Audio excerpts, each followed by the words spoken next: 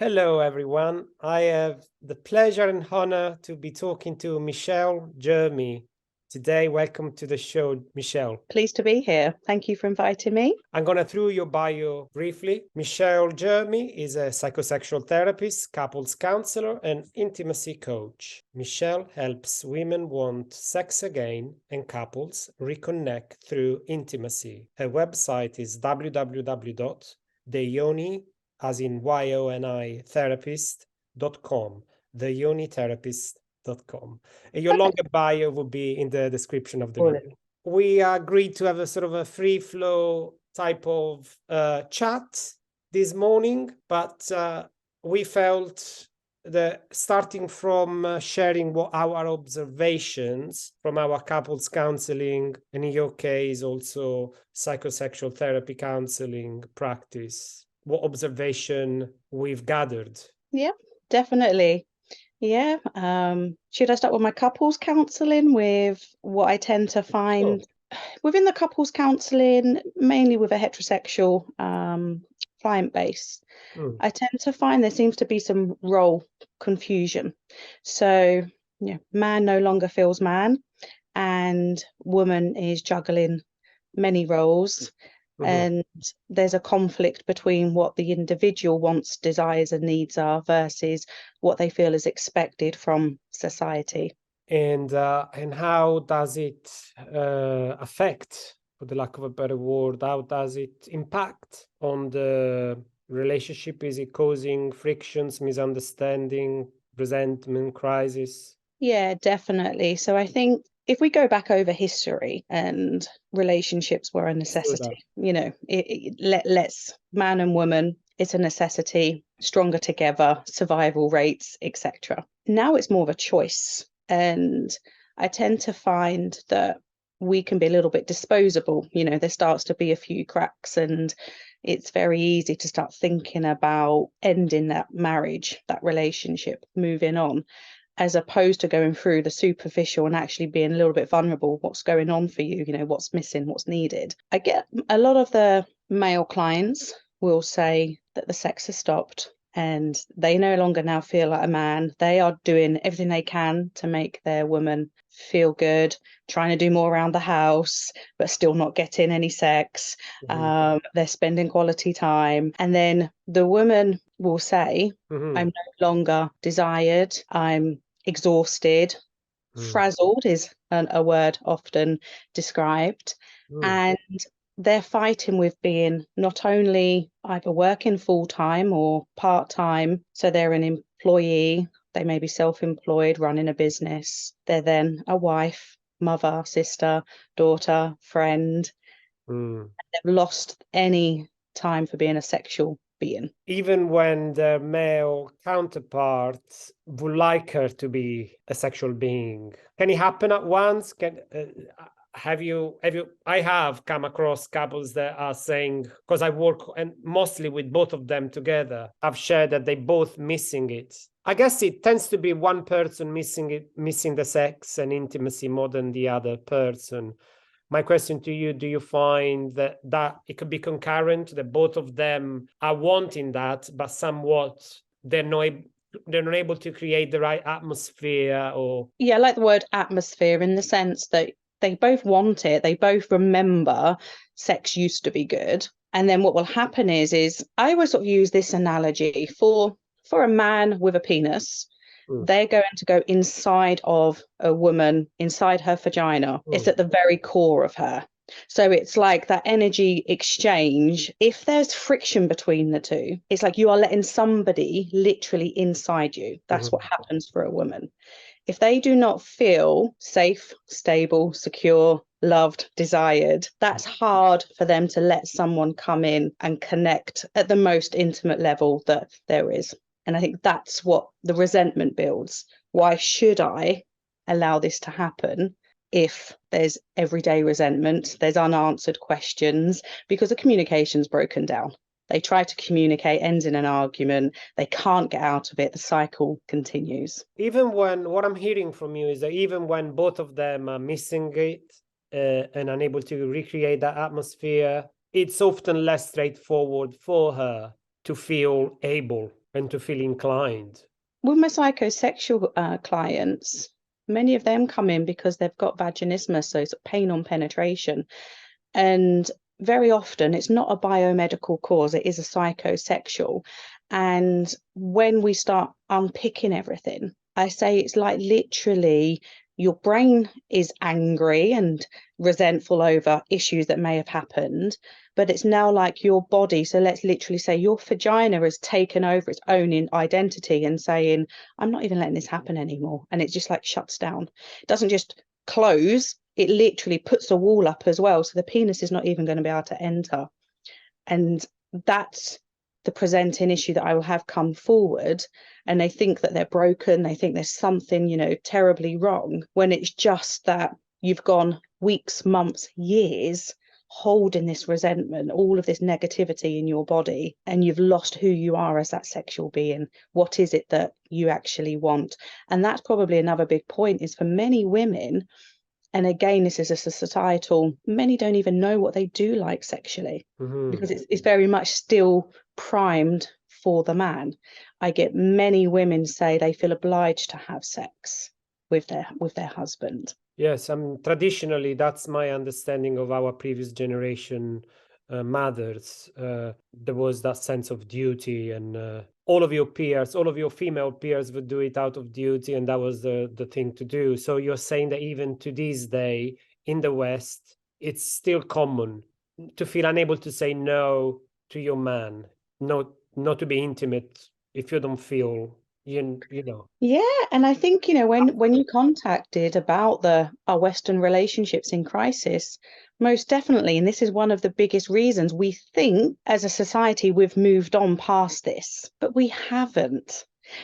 Laws have changed, and no longer can a husband have sex with his wife without consent. But if we think of the wheel of consent, a woman may verbally say, yes, we can have sex, but the conditions it's under are horrendous. Like, there's no arousal for them. I say, why did you have pleasure? No. Did you feel aroused? No.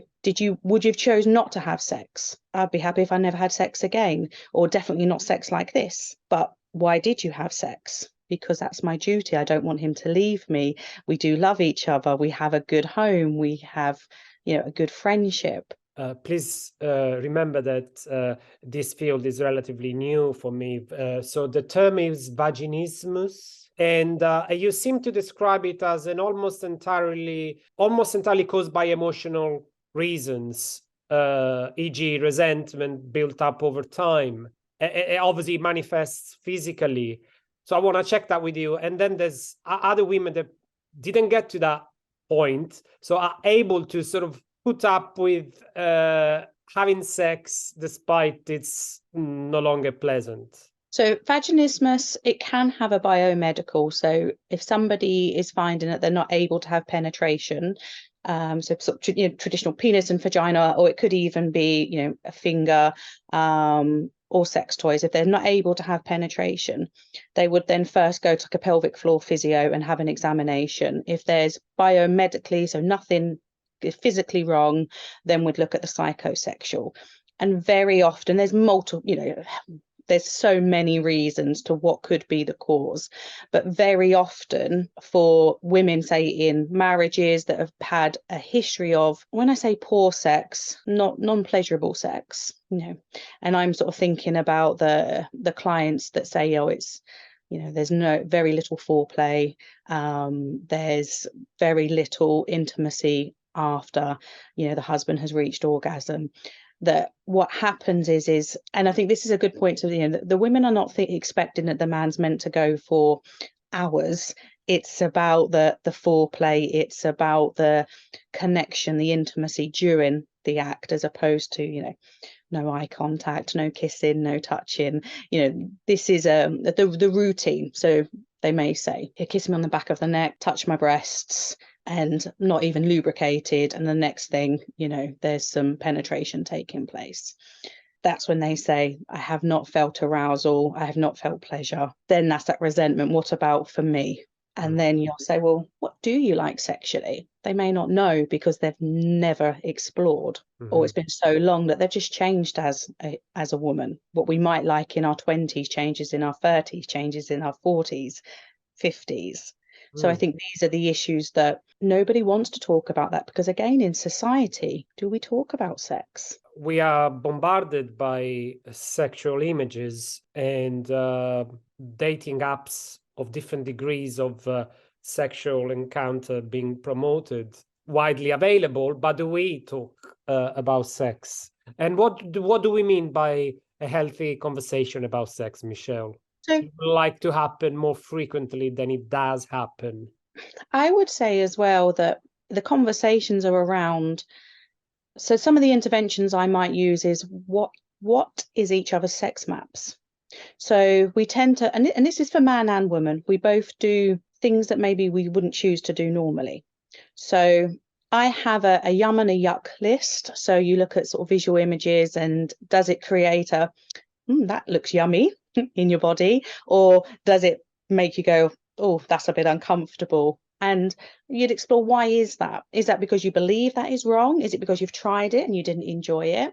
Or is it you can't understand, but your body's telling you, no, I don't like that? Then you've got the yes, no, and the maybe lists. And I just take out the maybe, because if you don't get a strong yes, let's leave it for now and let's just concentrate on all of the stuff you do want. If you selected arousing acts, I categorize them.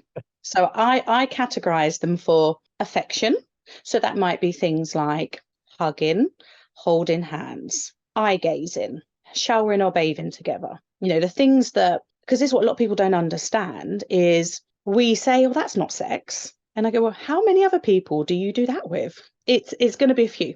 I then have vanilla lists. So I have what I would categorize as vanilla, in the sense of not traditionally what vanilla is seen as, boring missionary position man on top. That vanilla sex is lovely. Vanilla sex is very pleasurable, very passionate, very intimate. And in those lists, there'll be more activities on there. And again, it's just exploring from adding in the oral sex, adding whether there is swallowing or no swallowing, and being comfortable. What is that about? Many of my couples, they get very fixated on, if they have penetration, they then can't go to oral sex back to penetration. Well, what's about that? What's wrong with that? What's coming up for you? We don't talk about those things. It's like yes, perhaps with the emancipation of men and women's sexuality, apparent emancipation, we've been exposed to or been in situation through abuse of substances or apps, club nights or holidays, to have to engage in experimental positions, but we haven't that necessarily with our loving partner. It's almost like sex is either sex in a potentially extreme manner, or a long-term relationship where so many taboos and so many untouched topics. Yeah, we still have, don't we? Once it's normal once you're in a marriage that the sex dwindles or the sex no longer stops. That's why people have affairs. That's why people, that's the sort of common theme, that the expectation, oh, you've had all your sex in your younger days, you no longer desire sex. That's a common thing, particularly at women going through the menopause. They will go to their GP and their GP will prescribe medication to stop the night sweats, sleep disturbances. But how many women won't say, oh, I've lost my desire. Could this be related to the menopause, which very often is? They won't go into that conversation because, oh, you still want sex, because it's just, oh, that's stopped. You've been married how long? You have your family. Obviously, the sample of the population that you work with makes you really aware all of the women would like better sex life. And the sample of the clients that I work with, I suppose I'm exposed to women approaching me more than men, and women breaking up their relationship or contacting me when there's a big crisis that could lead to a separation or not. But it's more often than not, the trend is that she would initiate that separation. And it's often happening after the birth of the first child. Break up, come to counseling and manage not to break up because counseling helps, or come to counseling and even that doesn't help because it's too late or other reasons. Often it's too late, there's too much resentment built up, even when the other half steps up, it's still not enough, and so there is still a separation. I suppose I'm exposed to women who assertively say either we do something, either we go to counseling, I can't do this anymore. And I'm also exposed to women doing that early on. Not all the time, but often when they have a child, they had agreed to, well, they either married or they wanted to be together. I don't work with so many polyamorous couples, so I witnessed something that didn't go by plan. We wanted to have a long-term relationship with at least one child. We have a baby and we are about to break up, and we are likely to break up. And she's initiating that. So I suppose I'm exposed to women who don't put up with that situation, whereas you are exposed with women that come to you because they feel stuck. They don't necessarily want to separate and divorce, but they are really unhappy. Yeah, I definitely have. I definitely relate to the women who have just had a baby, because it's definitely sexual desire does tend to drop, in those early months, early years. Roles have changed as well. A big thing that I find is somebody who may have been sexual prior to becoming a mum, once they're mum, it's that, oh, can I then be a sexual being again? So that's adding in another part to who they are. So it's, they can still be mum and then they can still be a sexual being. They can, the two are available to coincide and live together. But yeah, definitely many of my clients have been married for many years. Many of my clients will feel quite liberated, that they will come to the realization that it's not that they have low desire, they just have a lack of tolerance for bad sex. Yeah. Mm-hmm. And that's about then me owning how they communicate with their partner on what it is they want, because they can't say it's their partner has given them bad sex. It's they haven't been able to voice what they like, or maybe they don't even know what they like. And again, it's because look at what we are exposed to.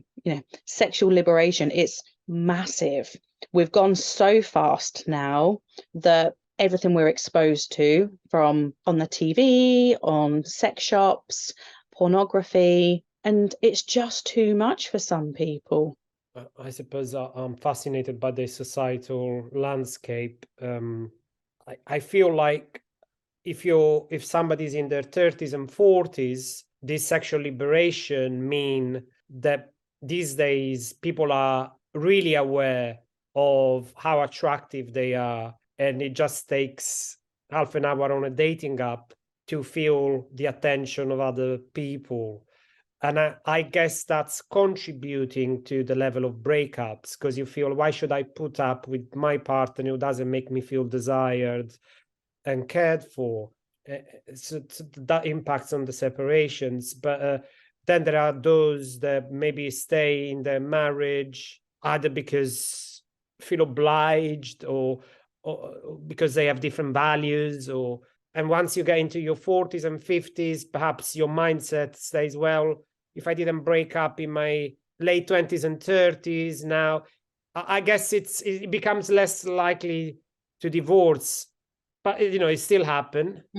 I suppose I feel reassured about hearing from you, because you make me aware there's quite a lot of people out there that don't give up on their long-term relationship. Doesn't necessarily mean they're very happy, because you are describing individuals who are unhappy. Yeah, but what I will say to my clients that come into therapy, you have had how many years of what you'd say poor sex? Mm-hmm. You still love each other. You have still committed. So we're only going to need 6, 8, 10 sessions, and this is all going to change. So think of the strong foundation that they can go through life with lack of sex, resentment, and still be together. Mm-hmm. You spend some time just speaking each other's love language, spend some time on appreciation and some gratitude to each other.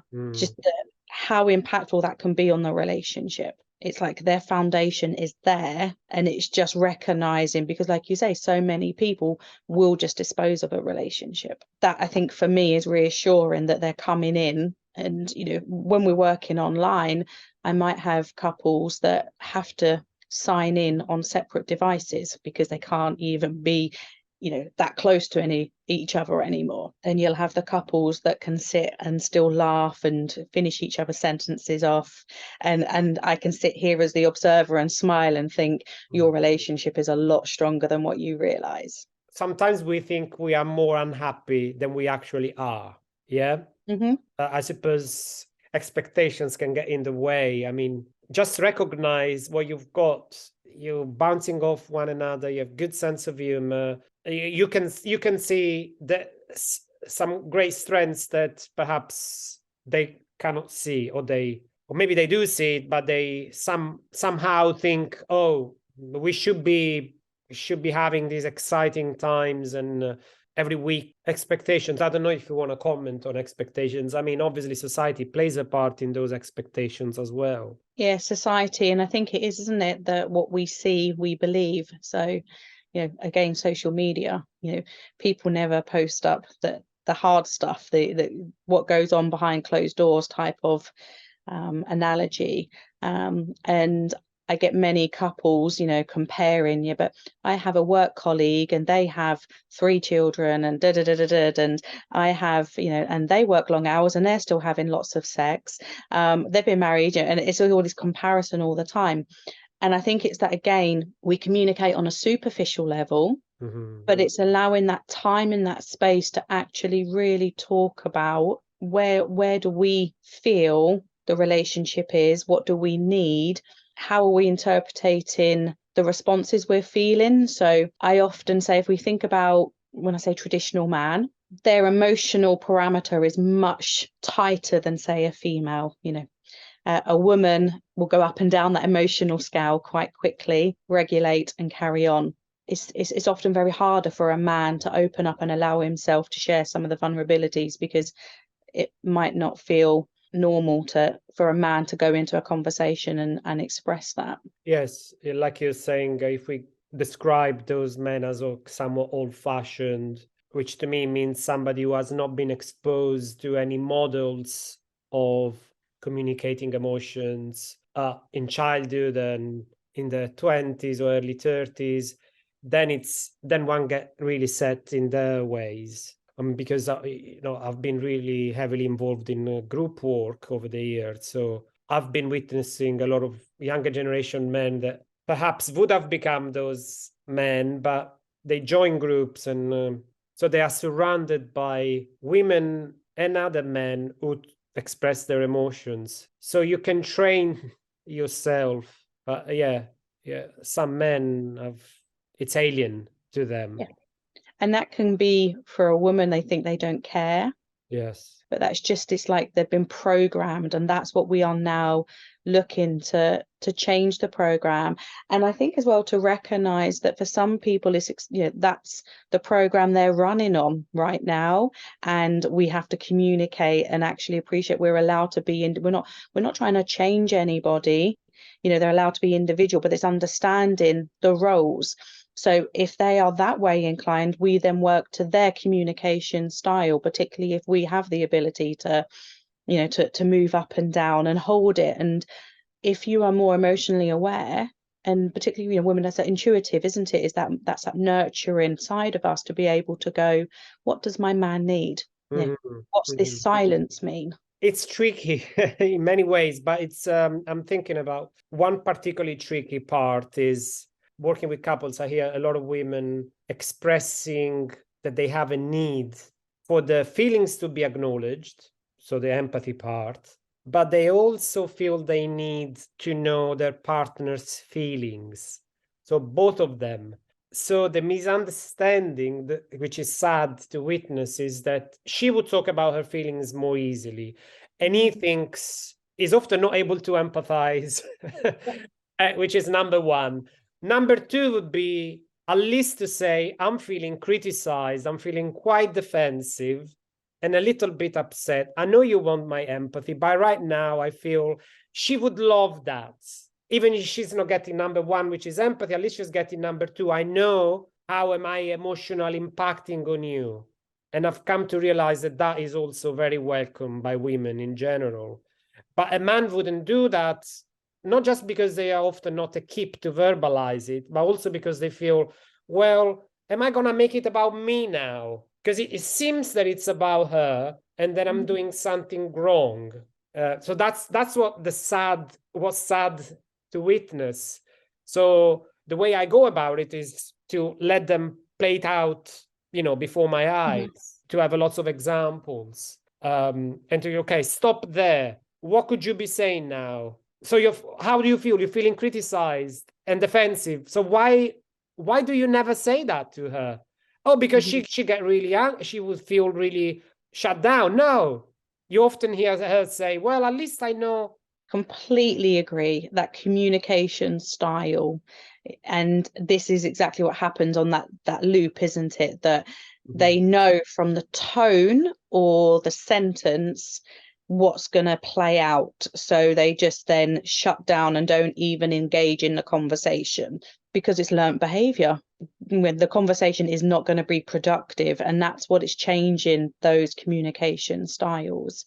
But very often once you know both individuals in the same, what is your communication style or your emotions, if you can't share how you feel, if you did know how you feel, what would that be? So it's a case of or have a guess. And it's about just trying to get them in tune with what emotions might be there, or I might show the emotional scale and get them to actually write their own emotional scale, like what is their mean on an average day and where can they go up and down. And very often the woman's emotional scale will be much more varied. And the man's is very, very sort of constrained into very tight parameter. I stay in here. Anything outside of this makes me feel uncomfortable. Yes, these are important messages for us therapists to communicate to the general public, but it's so difficult because Jordan Peterson is a type of person that would say, well, women tend to struggle with negative emotions more than men. The statistics clearly show that, but is the sort of message that if you say it in that manner, like he does, is often finding women resist that greatly. Is just, are you saying that I'm weak? Are you saying that I should be doing then? What are the implications of that? That we should be patronized and that we should go back to.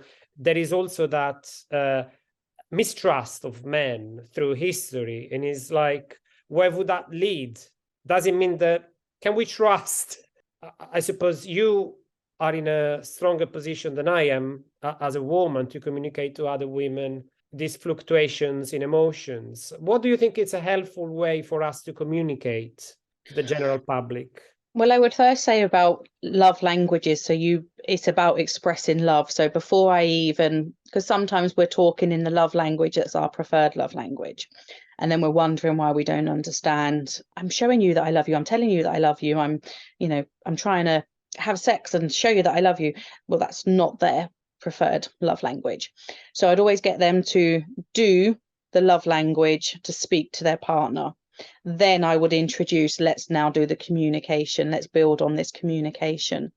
Very often it is the receiver and speaker and the mirroring and learning how to express empathy if it doesn't come naturally, and actually normalizing that that's okay. They may not, because we are talking about, we all come into a relationship with our own childhood experiences, beliefs. So how we think we should communicate with our partner is going to be set on those. So that could be the first time somebody's actually sat down and had what I would call a conversation beyond just a superficial level. You have an intro into that communication, you have the bulk of that communication, and then you have the ending. So in IE, it's not the type of thing that you could start a conversation whilst you're cooking dinner or doing the housework or prepping the lunches ready for the next day. It's setting time aside. So it's setting time aside to work on the communication skills. And allowing that person to say, when you do this, it makes me feel, or I think of this, or I go here, it brings up a shadow from my past. It brings up, being able to hold what happens, and then let the other person just say, okay, so I heard you said, da, da, da, da, da, da, is this a true account? And for them to then say, I imagine that must brought up these emotions for you, or I understand it brought up those emotions for you. And literally just look to take the position of the other person. That's the big thing we forget to do, isn't it? Yes, completely agree. If you do it in the heat of the moment, during the daily routine, getting on with life, it just doesn't work. Particularly if a couple is not in a good place, and we work with those who are not in a good place. Yes, I found that my clients greatly benefit from structured slots where they sit down and there is an expectation, I suppose, that you're gonna talk about something somewhat deep. So is less likely to take it personally. And I think communication, you set the communication tone to the level that couple's at. If they've never had a deep conversation, you might start with a couple of very liked topics that bring up healthy discussion. And then you weave in over time, what the presenting issue is. You're not going to go straight in with that let's talk about, why you don't hold my hand in public, or why you don't have sex with me anymore, or, why you had an affair. We're not going to go right in there. We're going to literally, what does it feel like? What comes up for you when you share some of these vulnerabilities, when you share the feelings, the emotions, as opposed to, what we say is such a small part. Yes, it could be also in the early days, if they start doing that, it could be a chat, 20-30 minutes chat about life planning, and the conversation on feelings can be part of that. Because otherwise, like you're saying, you go straight into difficult topics. You want them to start building a positive image of these structured conversations. So yes, I agree. Maybe we can end this podcast by drawing a connection between emotional intimacy and physical intimacy. Obviously, I'm more involved with my work with emotional intimacy, but it's hand in hand really with, we do talk about sex in our session. It would be unhelpful not to. And often I should bring it up. I feel like I need to bring it up earlier rather than later. Otherwise, it might become a taboo. But I know that when that emotional communication, with that communications, i.e. emotional intimacy, improves, then the physical side of intimacy also improves. But I think you're well positioned to sort of articulate what's the process when he steps up in his communication, and when her resentment then decreases and she starts to regain some trust in him, she sees his efforts. When I know this doesn't apply to all the couples in crisis, but when how that then gradually leads into physical intimacy being reinstated. So for me personally, I will explain it like on a energetic level. Yes. It's like magnets, you're repelling each other in the beginning. And then basically you have that, the emotional connection is increased, the resentment is decreasing. It's like you sort of feel that want, that desire to come closer. Energetically, when you touch, there's not like a force field that's again repelling away. It's like I want more of this connection. And then it's an extension of love.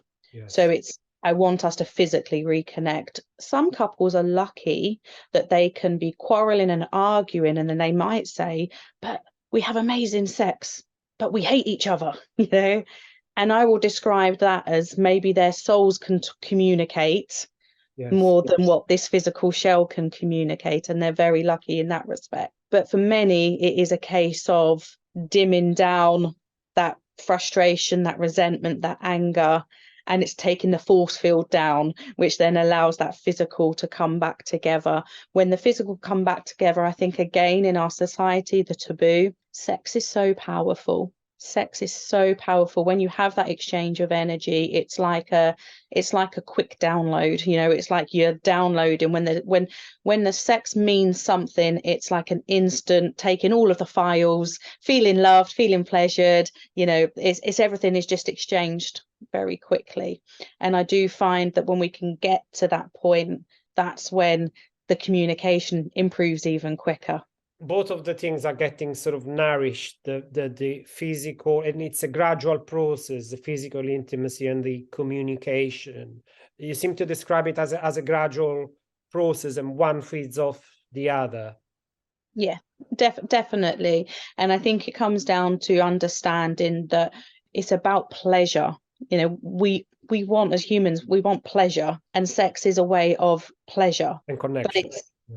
Then it's that if you then have, some people may have sex and choose to have sex because they like the physical of it, the orgasm, but for many it's that connection, it's that brings the magic. So if you've got that emotional connection and a physical connection, that to me is where obviously the relationships can be strong. Michelle, this was a very exciting conversation. I would love to chat again, to maybe zoom in on some of these aspects that we discussed. Most definitely. Thank you for having me. My pleasure. Have a great day, and see you soon. Okay, no worries. Take care.